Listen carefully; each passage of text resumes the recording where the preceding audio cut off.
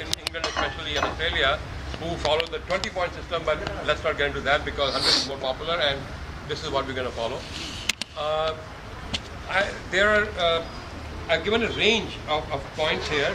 For example, first of all, the sugar field column, you do not write anything. All the wines today are 0 to 15 grams of sugar, but please don't write it because last time what happened, some people took that number into the score, so that creates a lot of confusion, but we have rectified that.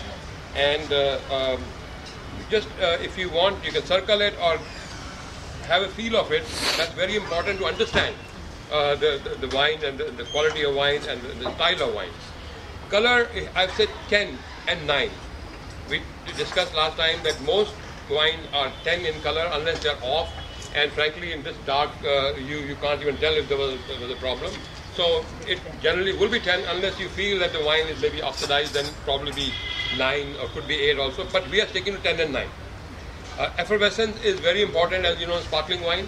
And effervescence is a kind of two kinds. One is the bubbles, the quality of the bubbles, the quantity of the bubbles, and also how the wine feels on your palate after you take it.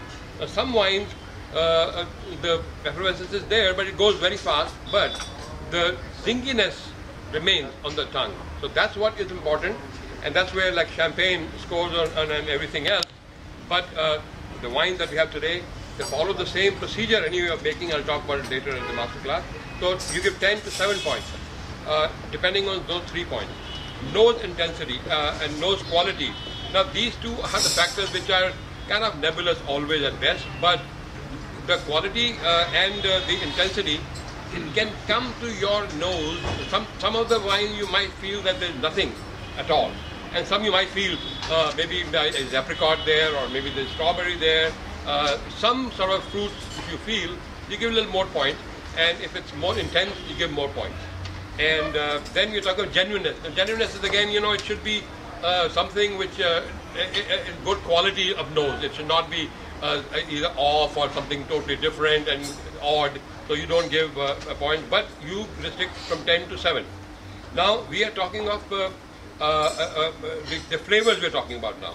Now the key portion of the whole judging is the persistence, meaning when you take the sip, how does it feel in the front, the back, the middle, and how does it stay on the palate? Is it full? Is it lean? Is it big? All those things will come in this persistence. And again, the quality is something which we will see that, okay, this I like the quality of this wine, I don't feel the quality is good. But this is something which comes with experience, but you give 10 to 7 depending on how you feel about it. Now with food, this is something which I have devised. We don't normally use it in competition, in international competition, but wine, as you know, has to go well with the food. And I go to this competition in Hong Kong where we have special category. One day we just taste food with wine and then give points accordingly. But we are not that serious about it. So you take whatever you have. I think some of the snacks will come as we go along. And you take the sip of wine and you take a morsel of whatever is in front of you and see how it feels in your mouth. Does it go very well? Because sparkling wine is supposed to kind of cleanse your palate, and this is one thing good about it, and that's why I think it'll go very well with this kind of food, because all the different spices and masalas and all, it kind of cleans every time you take a sip. So that's again 10 to 7 points. But you had also given it a unique name, Swad. Swad, yeah. In fact, I'll tell you. I think that's a nice one. That's a word coined by me, and I think by the time I'm dead and gone, hopefully at least a few hundred people will be using it in the world. To me, wine is nothing but an extension of food. Sometimes you go eat chaat papdi. Say, wow, what swad is very swad. Swad, yes. Sometimes you go to a fancy 3 Michelin star restaurant. It's very good. Yeah, everything is nice. You're wearing a tie and okay, nice, fine. But at the end of the day, you say, what was it? So the how it emotionally attacks you, that's what swad to me. And I think it's very important, whatever you eat, whatever you drink in terms of wine, it should give you that excitement, that feeling emotionally. This is not an international term, by the way. Like I said, coined by me, and I've been able to popularize it in Hong Kong, and people who know me, they use it every once in a while, because that is the end of the day, that's what we are eating is all about. So you keep that in mind in terms of with food. Total is 100 points, and minimum will be 73 points. Now, this is again something which you taste with me or internationally, you do 3, 4, 5 times. Everybody comes to a certain level. Even last time that we had, it was the first time, but most of you had a fairly consistent result, which was very nice. I mean, like I said, there's nothing